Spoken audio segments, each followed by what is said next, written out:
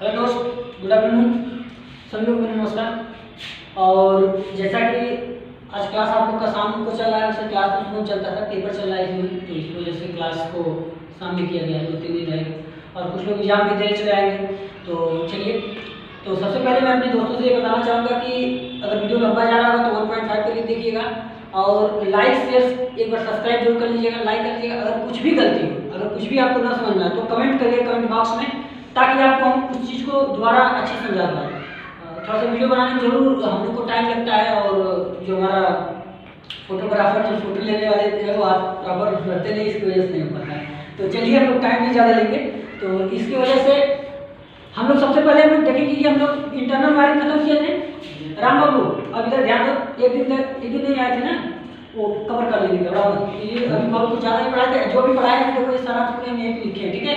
जो power wiring, सबसे पहले पावर वायरिंग की क्या बात होती थी। जब पावर वायरिंग जैसे हम लोग पढ़ते थे तो 50 और 51 जनरल रूल होती है। इंडियन इलेक्ट्रिसिटी रूल 1956 के तहत आपको 50 और 51 में उसका उल्लेख किया गया था। उसके बाद उसकी जनरल पहली बार तो पावर वायरिंग क्या होती थी हमने बताया, जहाँ 5 एम्पीयर से अधिक एम्पीयर करंट जो लेती है जिस पद्धति में, वो पावर वायरिंग के अंतर्गत आती है। तो पावर वायरिंग में दो प्रकार से हम लोग पावर वायरिंग पढ़े। एक हम लोग 15 एम्पीयर सॉकेट के अकॉर्डिंग पढ़ा गया था। दूसरी पावर वायरिंग को हम लोग पढ़े थे जब इंडस्ट्रियल एरिया में जितनी वायरिंग होती है। तो इस समय जो भी पढ़ते हैं वो हम लोग इंडस्ट्रियल एरिया के अकॉर्डिंग पढ़ रहे थे। तो चलिए, सबसे पहले अगर पावर वायरिंग आप पढ़ रहे हैं तो किस चीज पे, मुख्य चीजों पे आपका ध्यान होना चाहिए, वो चीज आपको जानना चाहिए। सबसे फर्स्ट टाइम में तो आपको इतना ध्यान होना चाहिए कि 50 और 51 के तहत जितने भी मोबाइल में पढ़ेंगे पावर वायरिंग के अंतर्गत जो भी कुछ पढ़ा जाएगा वो 50 और 51 के तहत ही पढ़ा जाएगा। दूसरी चीज, अगर मान लीजिए पावर वायरिंग का धारा ज्ञात करना है, अच्छा इसके पहले कुछ रूल है, जनरल रूल है, मैं 10-15 रूल लिखा है, वो किसी नेक्स्ट वीडियो में आप लोग को बता देंगे अगर कमेंट करिएगा तो वो चीज आप लोग को याद हो गया होगा। अब आगे हम लोग चलते हैं कि उसके बाद कैलकुलेशन ऑफ पावर करंट, मतलब जब भी हम करंट का कैलकुलेशन करेंगे तो क्या चीज होगा सॉरी, ये क्यू क्या है, आउटपुट पावर है। आउटपुट जितना भी मशीन का जो भी आउटपुट पावर होगा वो चीज दर्शा रहा है और ये आपकी इफिशियंसी और वोल्टेज को डिपेंड करता है। इससे हम लोग एक डीसी धारा का क्या कर सकते हैं, कैलकुलेशन कर सकते हैं जब लाइन क्या हो डीसी में होगी। सबसे पहले एक क्यू जो न्यूटन पावर की आउटपुट पावर की बात कर रहा है, आउटपुट पावर की बात कर रहा है, Q बराबर HP इंटू 735.5 होता है। किसी लोग को समझ नहीं आया कि सर ये 735.5 ले रहे हैं, ये हम लोग तो इंटर में और हाई स्कूल में 746 वाट पढ़ा दिया था, लेकिन तो आपने ये चीज है, लेकिन सबसे पहले इसकी यूनिट न भूलिएगा, ये हमेशा किस में होगा, वाट में होगा, ठीक है। ये आपने ब्रिटिश जो पद्धति होती है उसके अकॉर्डिंग जब हम लोग ये पढ़ते हैं तो ये हम लोग लेना पड़ता है 735.5। तो सबसे पहले ये समझ में आ गया। अच्छा, अगर बात अगर सिंगल फेज सप्लाई दी जा रही होगी, मेरे प्यारे दोस्तों इस बात को ध्यान दीजिएगा, अगर बात अगर सिंगल फेज सप्लाई की दी जा रही होगी तो उसमें जो Q जो आउटपुट पावर निकल रहा होगा उसकी efficiency into voltage into cos phi से मल्टीप्लाई होगा। cos phi क्या है, इसमें पावर फैक्टर को डिपेंड करता है। cos phi क्या है, पावर फैक्टर को, लीडिंग है, लैगिंग है, यूनिटी है। तो मेनली जितने भी मोटर आपके इंडस्ट्रियल एरिया या किसी कमर्शियल पर्पस से जितने भी मोटर अगर आपका वर्क कर रहा है तो कोई पूछेगा कि मोटर किस में वर्क करता है तो आप किस में बताएंगे, लैगिंग में करता है कि लीडिंग में करता है, लीडिंग में होता है। नहीं, हमेशा मोटर आपका लैगिंग में ही करेगा, लीडिंग में कभी मोटर काम नहीं करता है, ठीक है। तो आप जनरेटर जब पढ़ते किसी चीज से जनरेट करते तब तो लीड करता होगा। ऐसे ध्यान दीजिए, जब मशीन में पढ़ा रहे थे आप लोगों को तो उसमें हम लोग बताए थे कि मशीन जो भी आपका वर्क करेगा, इतना आपको ये समझ में आ गया कि यहाँ मैं एक पावर चार्ट बनाया पावर फैक्टर का जिसमें 0.9 दिया गया है, तो कहीं ना कहीं मैं लैगिंग की तो ले रहा हूँ, यूनिटी पावर फैक्टर से कम ही तो रहा है, एक से कम, इसका मतलब क्या है, लैगिंग की कंडीशन में है। अभी हम इस चार्ट के बारे में चर्चा कर रहे हैं। तो यहाँ पे एक सिंगल, अगर बात हो 3 फेज सप्लाई दी जा रही होगी तो जैसे 3 फेज सप्लाई दी जा रही है तो उसमें पावर फैक्टर जो आउटपुट पावर जो मशीन का हमारा आउटपुट पावर मिल रहा होगा अपान करके √3 into efficiency into voltage into cos phi से मल्टीप्लाई कर देंगे तो उससे निकलने वाली जो धारा निकलेगी वो आपका क्या हो जाएगा, 3 फेज सप्लाई देने के बाद जो धारा। अच्छा, ये टोटल धारा नहीं होती है, ये टोटल करंट नहीं होता है, ये मेजर करंट होता है। जब भी टोटल करंट ज्ञात करने की क्या पर्पज होता है, उसमें 1.5 से क्या गुणा किया जाता है ना, 1.5 से मल्टीप्लाई कर देते हैं मेन करंट से, तो जो करंट आती है वो हमारा क्या होता है, टोटल करंट हो जाती है। वो केवल की माप के लिए 1.5 से मल्टीप्लाई कर देते हैं, ठीक है। ये डीसी के लिए आपका इफिशियंसी, जिसका देखिए ये इफिशियंसी को डिनोट करता है, ये वोल्टेज, वोल्टेज हम लोग जो भी लेते हैं अब से बताएगा ये किसकी वैल्यू में ली जाती है, ये जो वोल्टेज किस वैल्यू में ली जाती है? कोई बताए? आरएमएस वैल्यू में। ध्यान दो, ये कहाँ दिमाग लगा कर बैठे हो?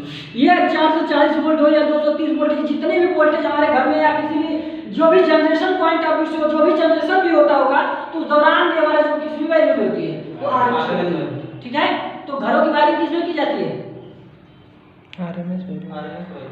आरएमएस वैल्यू तो वोल्टेज आता है, लेकिन वायरिंग किसमें की जाती है? पैरेलल में या सीरीज में? पैरेलल में की जाती है। कहीं ना संकोच रहे वायरिंग पढ़ने का, यहाँ भी ये संकोच। चलिए अगला देखिए मेरे दोस्त, ये चार्ट बहुत इंपॉर्टेंट है। अगर आप करंट की कैलकुलेशन करते हैं तो चार्ट तो जाना जरूरी है। ये एचपी दिया है, हॉर्स पावर दिया होता है, ये मोटर की यूनिट होती है। लोग कई लोग ये HP motor 5 horsepower motor 5 horsepower motor गाँव में से लोग चिल्लाते हैं ना, उनको ये नहीं पता ये हॉर्स पावर किस चीज को मेजर करता है, वो उसकी यूनिट है। ठीक है, ये वाट में, ये इफिशियंसी आपको दिया गया होगा, ये आपका पावर फैक्टर। वो अगर 1 एचपी से कम मोटर होगा, क्या होगा? 1 एचपी से कम मोटर होगा तो उसकी इफिशियंसी 50% से 65% तक होगा। ठीक है, ये 0.5 से लेकर 0.65 तक होता है। अच्छा, उस समय पावर फैक्टर क्या होगा? 0.6 होगा, 6 पे वर्क करेगा। अगर 1 एचपी से 2.5 एचपी तक आपकी मोटर घर में लगा होगा तो उसका इफिशियंसी 70 से 75% होगा। ठीक है, अगर उसका पावर फैक्टर 0.7 होगा। अब बात करते हैं 2.5 से 5 एचपी तक होता है तो उस समय आपका 75 से 80% पावर फैक्टर इफिशियंसी होती है, और पावर फैक्टर आपका 0.75 हो जाता है। या कभी कभी 0.8 भी ले लेते हैं तो उसको गलत नहीं माना जाएगा। ठीक है, अगला देखिए 5 एचपी से अधिक और 20 एचपी से कम हो जाता है, सॉरी 5 एचपी से 20 एचपी तक होता है तो उस दौरान 8 से 10 मतलब 8.5 मतलब 80 से 85% हो जाता है। उस समय पावर फैक्टर क्या होता है? 0.8 होता है।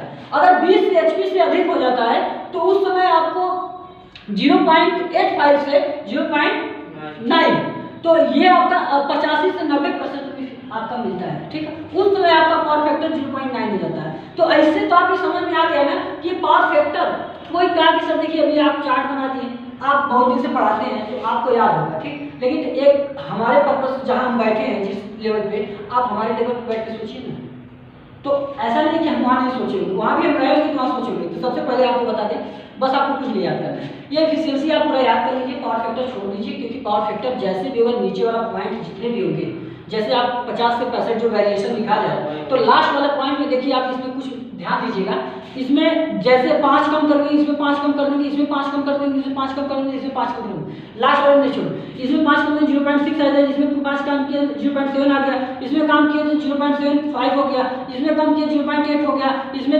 0.9 होता है, लास्ट में आप जानते हैं 9 से अधिक होगा ही नहीं। तो ये पावर फैक्टर याद करने का कितना आसान तरीका है। ठीक है, इसी के माध्यम से इस चीज को आप लोग ज्ञान कर सकते हैं, समझे।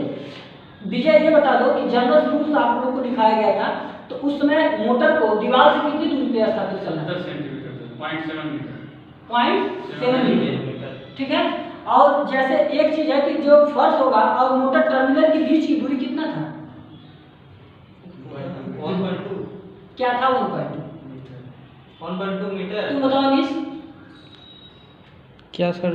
जो जैसे फर्श है, अब फर्श से मोटर टर्मिनल के बीच की दूरी कितना होना चाहिए? 1.5 मीटर था। 1.5 मीटर। 1.5 मीटर। तुम बताओ।